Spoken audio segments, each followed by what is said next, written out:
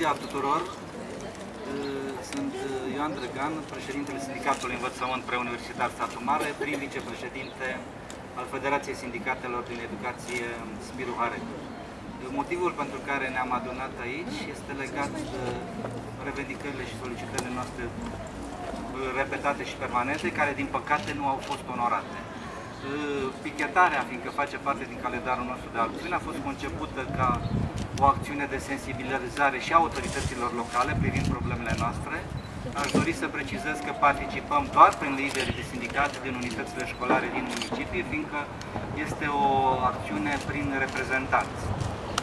Principalele revendicări ale salariaților noștri sunt stabilite și eșalonate într-un memoriu pe care o să-l înaintăm și prefecturii și inclusiv primul ministru și guvernului la întâlnirile în perioada următoare. Aș dori să precizez încă o dată care este calendarul acestor acțiuni. Această acțiune vine după repetatele intervenții ale sindicatului nostru în Comisia de Dialog Social și care nu au fost rezolvate. Prima acțiune, deci, este această pichetare. Urmează în data de 31 octombrie o întâlnire în Comisie de Dialog Social convocată la nivel de filială locală Cartel Alfa, la care am convocat și parlamentarii sătoareni. Dorința noastră este de a-i sensibiliza o problemă foarte importantă, bugetul educației și legea bugetului.